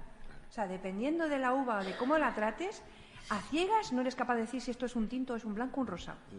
Marisabel Mijares en esta bodega, que es otra personalidad de este mundo, le pasó. Es decir, cató un tinto de Toro, cató un tinto de Ribera, de nuestras bodegas de Pagos del Rey, a ciegas, y no fue capaz de diferenciarlo, todo lo contrario. Le achacaba las propiedades del vino de Toro al vino de Ribera. Y no estamos hablando de una persona que precisamente no tenga educado el paladar y no sea alguien capaz de reconocer precisamente las especificidades de un vino. Es la prueba, perdona que te interrumpa, pero es que es la prueba de que cómo estamos evolucionando en el mundo del vino, con los conocimientos técnicos, que lo que era cierto hace 40 años ya no lo es. De hecho, el vino de Toro ya no es esa cosa de cortar con cuchillo que era hace 40 o 50 años. En absoluto. Y no estamos siendo infieles al vino de Toro, no. Le estamos sacando lo mejor a la uva para que todo el mundo la aprecie mejor, que antes pues era para un paladar muy restringido. Claro, pero quitarte lo que decíamos al principio, ¿no? Esos prejuicios. Sí. Hace un cambio, yo creo que ha seguido siendo progresivo por parte de la DEO, por parte de mi compañero, podrán rectificar. Yo creo que es un cambio que vino a partir del año 1970, 1980, ¿no? Que se empezó a vendimiar más tarde, a ir haciendo unos vinos más redondos, más finos, ¿no? Sí. Bueno, 82 fue antes de sacarlo. Bueno, aquí empezó en el 85 la específica, en el 87 la de origen. Acabamos de celebrar el Palace esta semana los 35 años de la mención de origen como origen, no como específica, que fue anterior, ¿vale? Pero los cambios en Toro que yo he vivido y que he contado antes, aquí a nivel de elaboración han empezado en el mucho más reciente. Estamos hablando entre el 98 y el 2002. En esas épocas. En esa época ha habido una revolución. Por mucho afortunadamente tenemos 10 o 12 franceses, o bien con inversores franceses, o bien enólogos franceses o asesores franceses, y tenemos riojanos y tenemos ribereños. Entonces, un poco un pack de todos ha hecho que haya un cambio brutal, sobre todo en la viticultura. Y a partir de ahí ha habido una transformación. ¿No se estaba trabajando antes en él y hasta que sale a la vista pasa un tiempo? Claro, es que la viticultura no se trabajaba nada. Y la elaboración, ya digo, se llenaban depósitos. No se miraba si esto era de Bardales o esto era de la Jara o esto era de la Pedrera. De todas las maneras, con lo que estamos diciendo, yo estoy un poco con Rafa, porque al final, si somos capaces de poner en una cata ciegas 3 vinos de 3 denominaciones distintas y no distinguir de dónde es, algo se ha perdido, ¿eh? Sí, pero espérate. Oye, ser un pero poco crítico. tampoco, yo a mí no me haría sangre si a día de hoy alguien dijera, hagamos una super mega denominación de origen Duero. Porque al final los ríos marcan el clima, marcan un poco el terreno y luego la variedad de uva viene por la historia, ¿no? Pero si hablamos del Duero en concreto, es un gran denominador común para un montón de denominaciones de origen. O sea, como marca. O sea, con sus zonas. Porque el consumidor está obligado que no sean de Toro, Yo en Mancha es todo tinajas, pues me parece fenomenal. ¿Cuántos huevos tienen las bodegas? ¿Cuántas tinajas? Y ahora cojo el huevo de plástico, y ahora cojo el huevo de cerámica, y ahora cojo el huevo... ¿Cuántos huevos? Yo que veo las bodegas, que soy inspector, pues veo que hay pocos huevos, o los justos. ¿Vale? ¿Y cuánto vino pasa por ahí? Otra cosa es que sea un valor añadido al vino. Es decir, mi vino, este vino, no es el caso, este vino pasa por el huevo, y pasa por la tinaja, y pasa por la tina, y se hace un despalillado y lo fermentamos. Claro, pero eso ya son herramientas de vender, desde mi punto de vista, que me parece estupendo. Es decir, y tengo un huevo de granito, y tengo un huevo de barro, y tengo, que todos sabemos, el barro se quitó porque es hiperporoso y es hiperoxidativo. Entonces, el barro lo tratas o se chupa muchos litros de vino al día.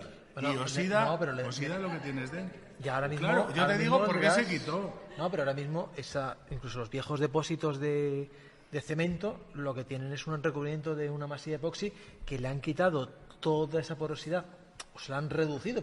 Entonces, el proceso de oxidación va a ser muy lento, incluso más lento que el de una barrica, con lo cual vas a ayudarle a redondear. Claro, pero a lo que quiero llegar es que lo de la barrica es muy... O sea, lo de la barrica, que antes hemos entrado en un pequeño debate, yo lo que quiero decir que es muy complejo, porque eso, lo que dices, una barrica nueva, una barrica seminueva, una barrica de roble americano, que lo hemos tocado, una barrica de roble francés, una barrica de roble húngaro, y el tamaño importa, pues sí importa. Sí. Pues eso, no es lo mismo la de 225 que la de 300, que la de 400 o que la de 500. Vale, entonces depende. Y yo pienso que lo que se está haciendo en Toro y en todas las zonas, o sea, el vino le tienes que dar un traje a medida. O sea, tú tienes un perfil de vino y tienes este vino y tiene una capacidad aromática y una estructura.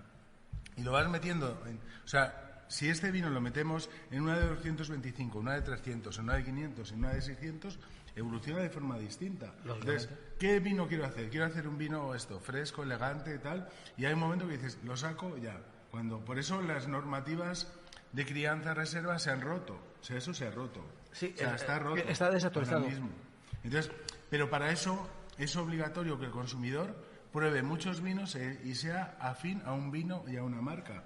Porque incluso lo que pero pone en la etiqueta... Eso es un ser vivo. O sea, no, yo no puedo entender que me hables de...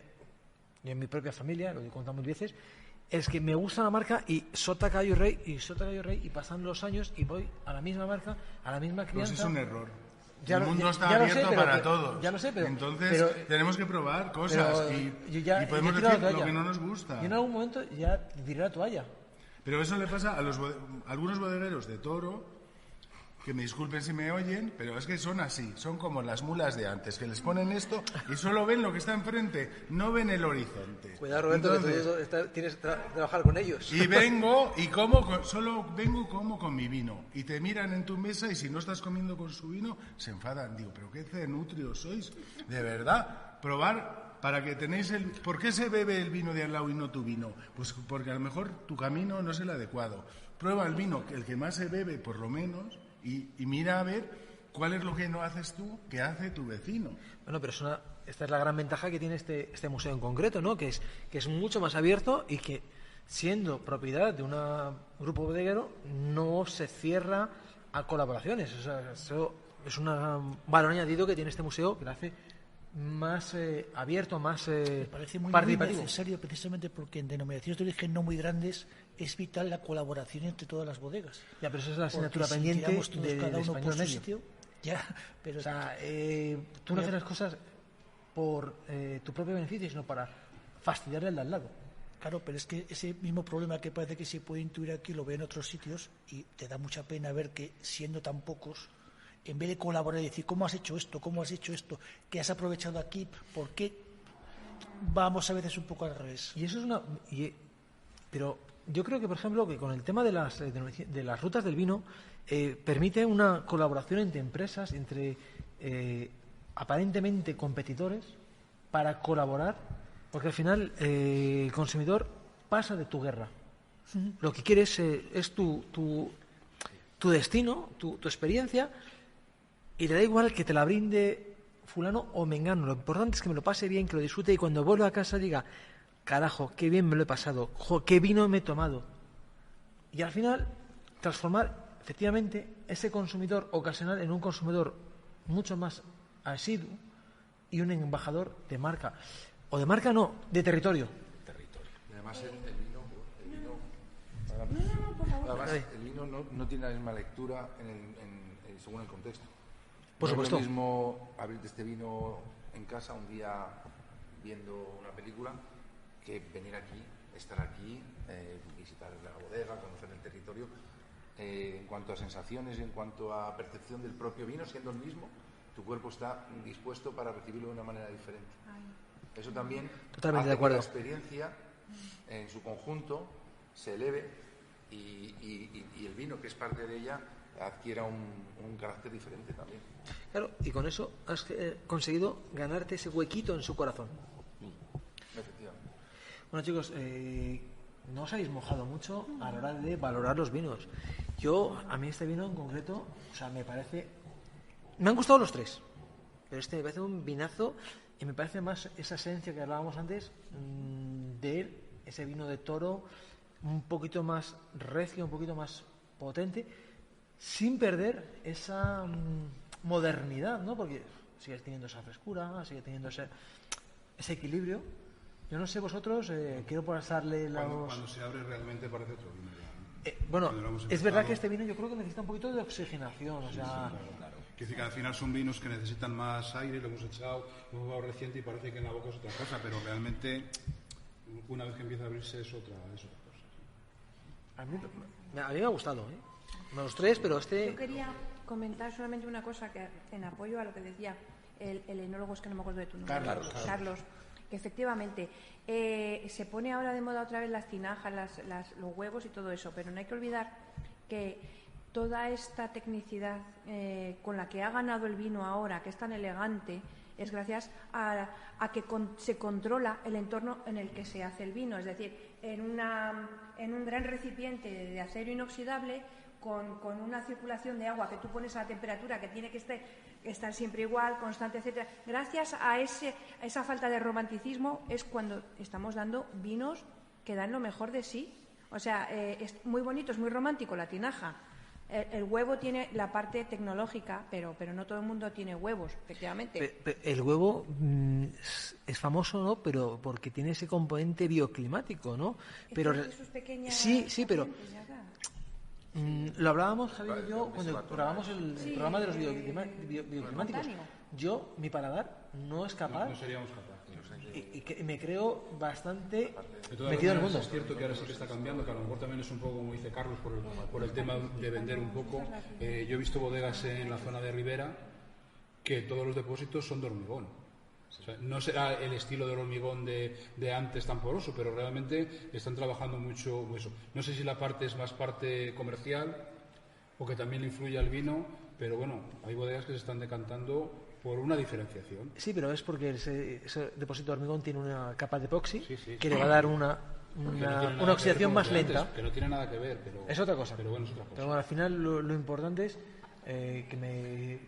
Y que hay que jugar también un poco con toda esta parte de marketing y de mercado que tienen los vinos. Mira, en concreto, que esta bodega me decía que habían vendido vinos en la zona del País Vasco simplemente por el hecho de tener el hormigón. Claro, yo por eso te digo que yo creo que estamos en un momento en que también muchas bodegas tienen que buscar comercialmente un hecho diferenciador.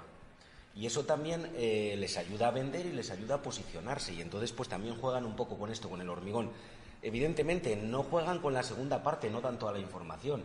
Es decir, porque el consumidor de vino, los amantes del vino como podemos ser nosotros, cuando muchas veces ya oyes esto del hormigón, te pica la curiosidad y dices, a ver, pero claro, ya no te indican todo esto de que está por dentro con el epóxid, que no es exactamente igual a cómo se elaboraba el vino hace 40 años en los depósitos de hormigón. Pero claro, eso constituye un hecho diferenciador que si a nivel de marketing te mueves bien, te ayuda a tener ventas y te ayuda a posicionarte. Y también con eso se juega, como con el tema de los huevos. Bueno, chicos, que no os habéis mojado, soy malo, no os habéis en valorarlo, yo ya lo he dicho, a mí este vino me ha parecido, tiene una potencia brutal, es un vino muy bueno para su momento. No igual que antes yo he hablado de vinos todoterreno, yo creo que este necesita un momento más tranquilo, más sosegado en una mesa. Esa es mi opinión, pero oye, que lo bueno del vino es que todo el mundo tiene razón. Yo me lo bebería como dice Rafa, no le hace falta maridar. Vaya hombre, me acaba de meter un gol por toda la escuadra. Yo os voy a decir cuándo me he bebido la última botella de este vino. Y ha sido hace 3 días en torno a un guiso de patatas con pulpo. ¡Ay, qué rico!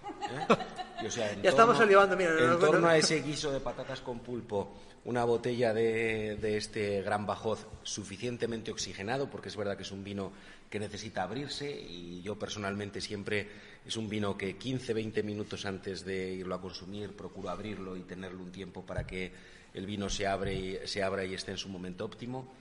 He disfrutado el vino tanto más que las patatas con pulpo. Claro. Entonces, la vecina Toro, con su plaza de toros, que es una de las más antiguas de España, y tercera de Castilla y León, un rabo de toro le podría ir bien a este vino, ¿no? Oh, qué rico. Rabito de toro, con sus patatitas asadas. Sí, este lo veo yo con carnes guisadas.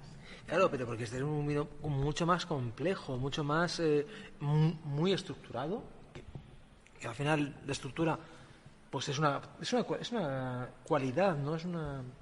Bueno, luego hay la tinta de toro, en otros cambios que hemos tenido, pues ha pasado, la tinta de toro es oxidativa, como todos tempranillos. Y afortunadamente hemos pasado por la elaboración y por los cuidados de un ambiente oxidativo a un ambiente reductivo. Cada uno tiene sus ventajas.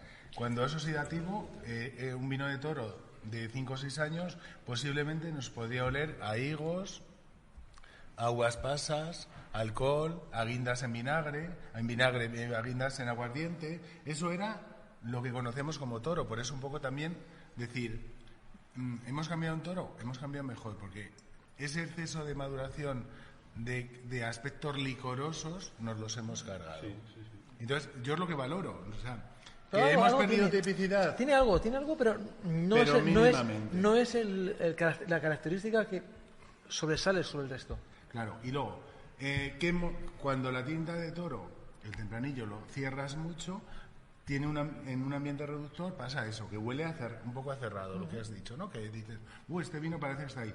Pero es siempre mejor eso, porque el ambiente reductor es un conservante natural y es un vino que sí, que es mejor darle 5 minutos en la copa, que se oxigene y se abra, y entonces eso, pues las notas de especias, que vemos que la madera no se lo ha comido, o sea que para nada. Y luego yo creo que también la sedosidad de la boca, ¿no? Lo que es... O sea, que están perfectamente ligados, y eso es lo difícil de los vinos, ligar los taninos de la madera con los taninos de la uva, que haya una prolongación de la lengua, porque en la lengua normalmente ha habido un momento en el del 2008 al 2015, pues bueno, antes de empezar la crisis justo, pues que nos gustaba chupar tablón. Entonces, claro, de repente eran todos vinos maderizados, entonces el vino hacía esto, el primer tercio de la lengua, mucha potencia, y luego se caía porque tenía mucha madera nueva y le faltaba uva. Ahora, afortunadamente, en este vino, por ejemplo, el Gran Bajot, ¿qué encontramos? Pues que hay una sedosidad y hay una continuidad, y no hay un salto entre lo que es la madera y lo que es la uva, ¿vale? Entonces eso es para mí es elegancia. Yo me lo tomaría, como sigo con los marchamos de calidad de Zamora, pues como una chuleta de ternera de aliste, por ejemplo, porque yo siempre barro para casa. Pues eso es lo que hay que hacer, barrer para casa, ¿eh? Una pregunta para Toro.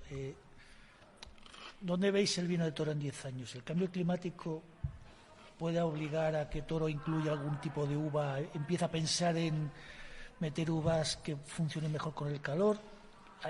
¿Qué pasos están dando en este sentido? Porque sí que he oído la garnacha, que me parece muy bien. ¿Y ¿dónde puede ir? Vale, una pregunta difícil me haces. Muy difícil. Vale, pero yo te digo mi opinión. No hemos tocado, por ejemplo, el tema de la frescura, el tema del... Si jugamos con el riego, o sea, deja de llover, pero el riego, que ahora está permitido, pues podemos jugar con las fertilizaciones y hacer que... condicionar un poco la maduración, ¿no? Porque este año, por ejemplo, ha sido un estrés permanente y ha habido un mes que la maduración se ha parado. Desde que entraba el envero, pues del 20 de julio al 20 de agosto ha habido casi una parada vegetativa, ¿no? Si en ese momento tú le ayudas con agua, pues posiblemente puedas condicionar que esa uva llegue a una maduración normal. El regulador no se ha planteado otras variedades, pero sí que hay en la zona otras variedades. Cuando se han puesto otras variedades que siempre existen en todas zonas y que nadie se atreve a hablar de ellas y no pasa nada, pues un poco a través de Vega Sicilia en su día puso Cabernet Sauvignon, Malbec y Merlot. Esas variedades mejorantes, porque las trajimos de Michel, de Francia, pues en Castilla han sido variedades empeorantes, porque ninguna ha llegado al objetivo que buscábamos. Entonces, importan las latitudes. Claro, pero en nuestro caso, la champagne, c'est la champagne. Por eso os hemos querido copiar, Michel, y la hemos cagado. No me tiréis de la lengua. Es verdad que la uva, una variedad de uva, la que sea, la Merlot o la Sierra, no te vas a ver igual en Francia que en España, que en Argentina. El clima es el 80%. El suelo, el agua, es todo un la poco. cantidad El de agua. agua es... No porque cojas una cepa X, te vas a ver igual donde la plantes. Imposible.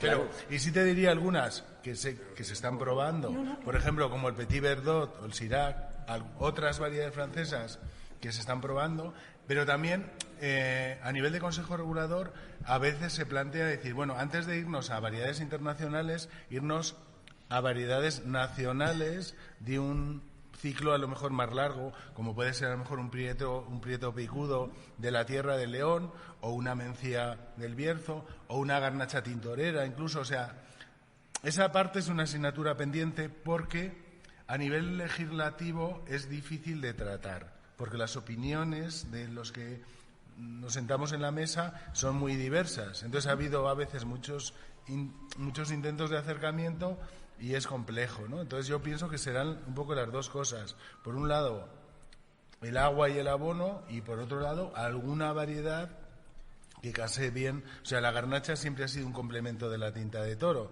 y es evidente porque ha estado siempre ahí, ¿sabes? Incluso me atrevería a decir que en otras zonas, en Rioja, por ejemplo, siempre se ha mezclado la uva blanca. O sea, aquí el reglamento prohíbe claramente mezclar la uva blanca con la tinta. Pero Rioja siempre mezclaba un 10 o un 15% de uva blanca con la tinta, porque daba otros matices, daba otra frescura, daba otra acidez, daba más ácido málico y daba otros conceptos. Bueno, pero eso lo puedes conseguir ahora lo puedes conseguir con lo que has dicho antes, con una Petit Verdot, que te va a dar esos toques más herbáceos. Claro, pero eso son palabras mayores. A mí no me gustan en concreto. A mí tampoco, pero bueno. Pero el mercado, como siempre digo, el mercado es soberano y es el que decide si triunfa o no. Pero sin perder la especificidad, jugando siempre con la tinta de toro, como es el caso, lograr este tipo de vinos y jugar con este tipo de vinos que tienen todavía esta frescura, con este que estamos probando 12 meses en barrica, un vino del 17 que todavía mantiene esa frescura y que tiene perfectamente equilibrado ese sabor a la madera y el olor a la madera con lo que es la fruta.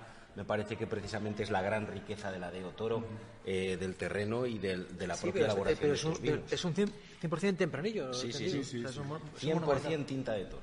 Entonces, por eso te digo, yo creo que es la grandeza un poco de este vino, ¿no?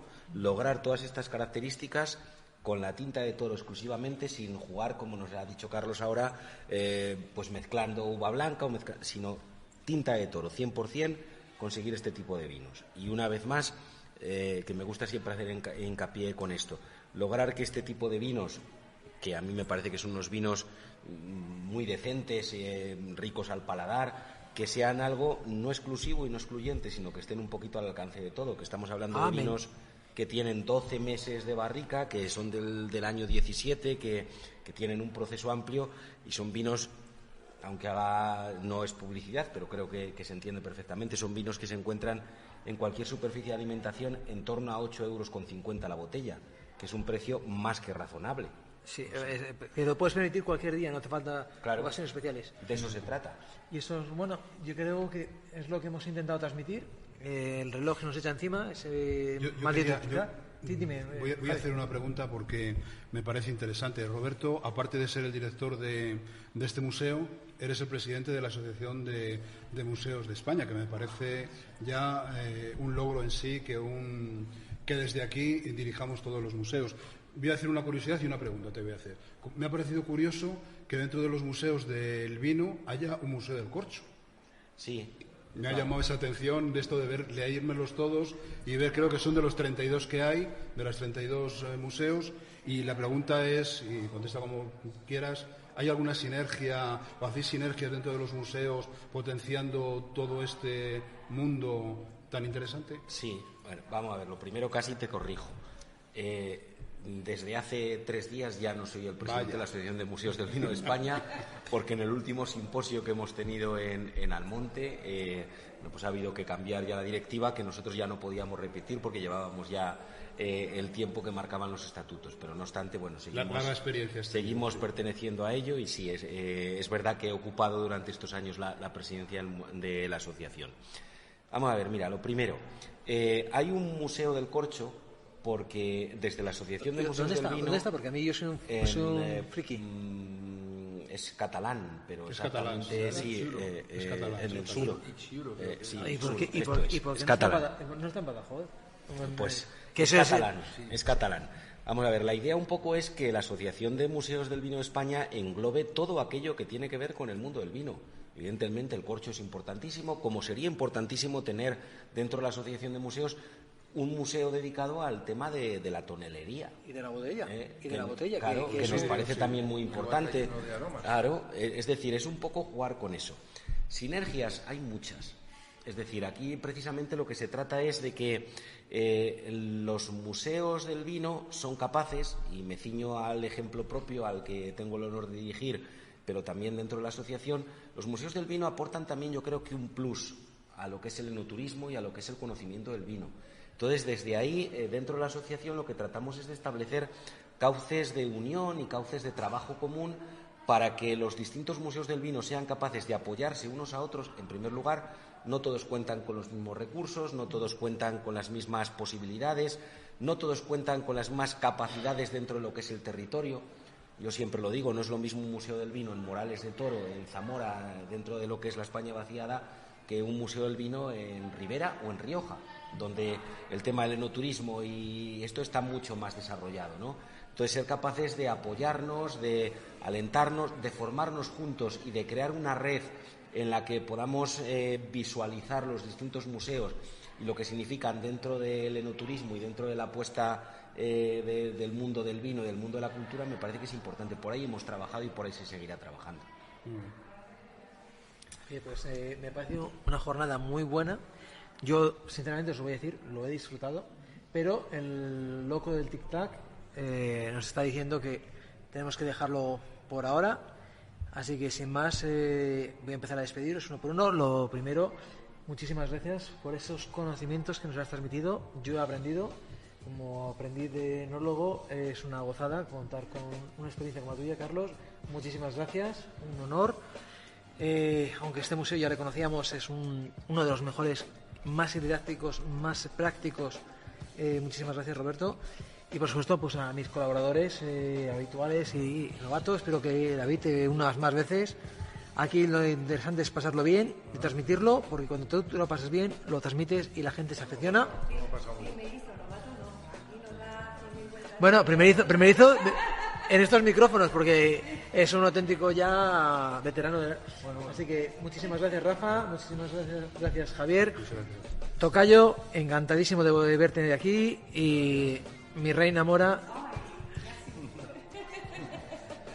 Ras Michel, salud, quiero que brindemos, que cada uno brinde con el vino que más le ha gustado. Este me ha encantado, así que... Y que este brindis, y yo creo que es la mejor forma de cerrar el programa, sea un brindis también mirando al cielo y recordando a Rodrigo en este día tan especial. Rodrigo, va por ti. Salud. Amigos.